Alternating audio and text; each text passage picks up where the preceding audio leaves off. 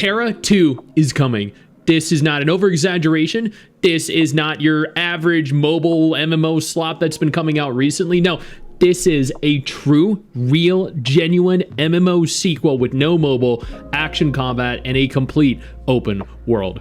I did a video on this back in August of 2025, so it's actually been the better half of a year so far, and there's been absolutely no information until today. Today, I have an absolute freaking banger to discuss.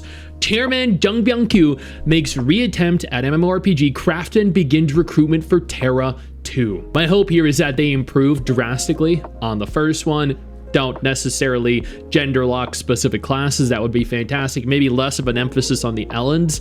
Crafton began open recruitment for key development staff for its upcoming title Tera 2 through its subsidiary Bluehole studio on the 24th. So Bluehole is still in charge of it. This is actually very good. Crafton chairman Jung Byung-kyu has consistently expressed his intention to challenge the MMORPG genre through titles such as Tera and Elion. Unfortunately, Elion ultimately ended up being a massive disappointment, like genuinely one of the biggest MMO disappointments, I think, of its respective year. It was what? A bare bones MMO that really only functioned as a hub-to-hub navigator with some occasional open world PvP. That was it. It didn't capture any of what made Tera a beautiful, enjoyable game. As Crafton currently lacks a flagship MMORPG, interest in Tera 2 is significant. The recruitment covers 7 major job categories, including senior client programmer, senior action designer, and client programmer lead, as well as a character, background, and VFX artist leads and senior animators. What I'm gathering from this is that the game is still very early in the development stages. Typically, MMOs take years and years to create. Based off of this information, I'm gonna say it's probably gonna be several years off before we even have a playable version of the game. But I mean, hey, we'll at least get it before Ashes of Creation releases, right? Yeah, exactly. This move is interpreted as an effort to secure key personnel to move beyond the very early planning stages and establish the game's framework in earnest. And I also, like, let's be real here, the fact that this is going to take so many years to actually accomplish, I don't know. I genuinely, like, I hope the MMO genre still exists by the time that this game sees fruition or comes to fruition, but you're looking at 3, 5, 7, 8 years from now, given you haven't even started the game's development yet. Through the job posting, Crafton introduced Tera 2 as a title that inherits the legacy of the original game. Loved for its genre-first, non-targeting combat system and overwhelming graphics. It, like, truly did. Absolutely beautiful game and phenomenal action combat. Probably the best action combat in an MMO of its time, while evolving it using the latest technology powered by Unreal Engine 5. In particular, the company plans to introduce party play that maximizes the value of cooperation by further developing the thrilling battles against medium-sized monsters.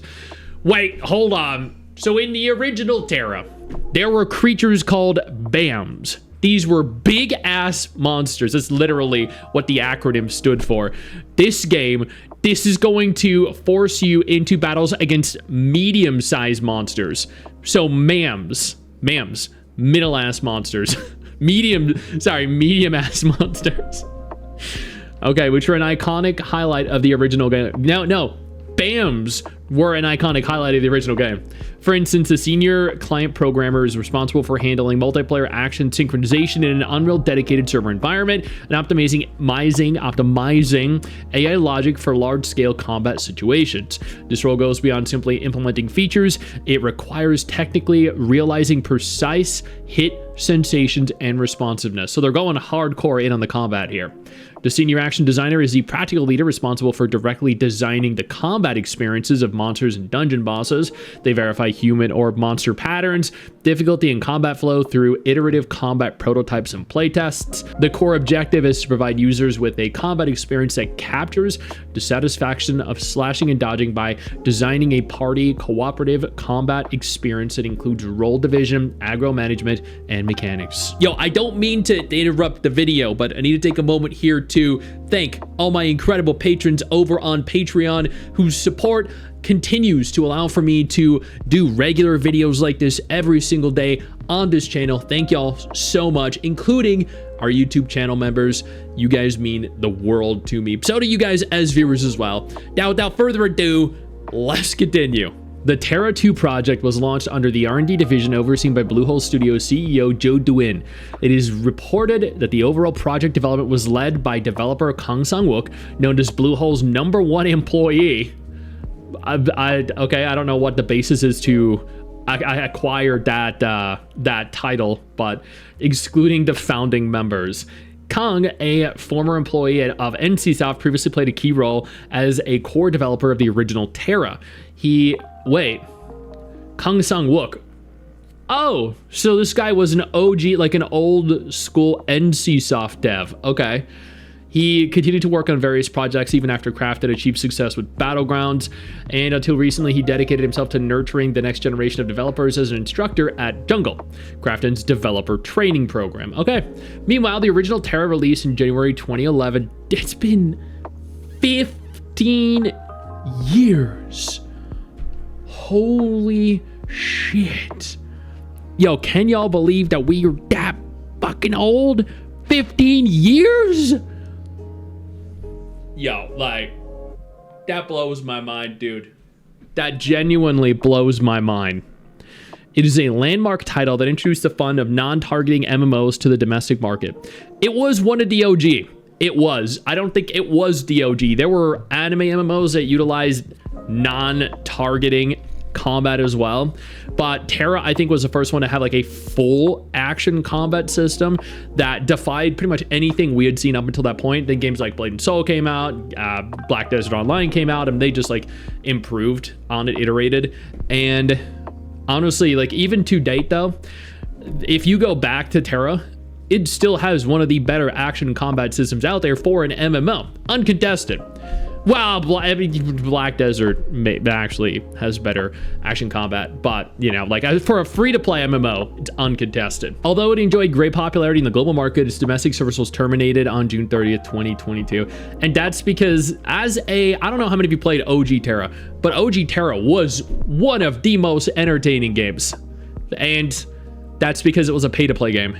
It had a subscription price, and it felt high quality.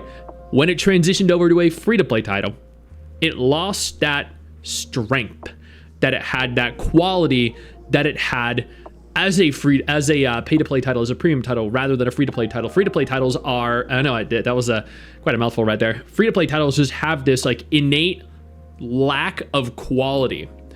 But games like Final Fantasy XIV, Guild Wars, ESO, Black Desert, even in this instance, Tera and the original Ion, they were just so much higher quality than all of their competition. Any other MMO that released just paled in comparison to the quality that these games had achieved.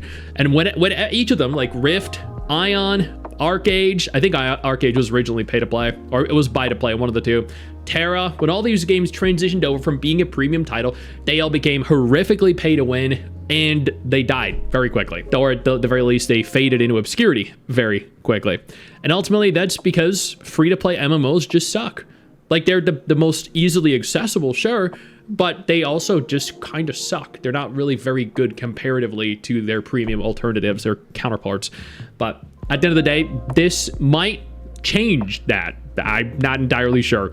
Based off of what we're reading, they have a lot of great ideas. They seem passionate. They have a lot of inspiration. But given this is the 24th right now of April, we're looking at, I don't know, 20, 30 plus before we even have a beta test. And let's be real, anything can happen between now and then. The game could get canceled. How the MMO genre could completely dry up and disappear forever.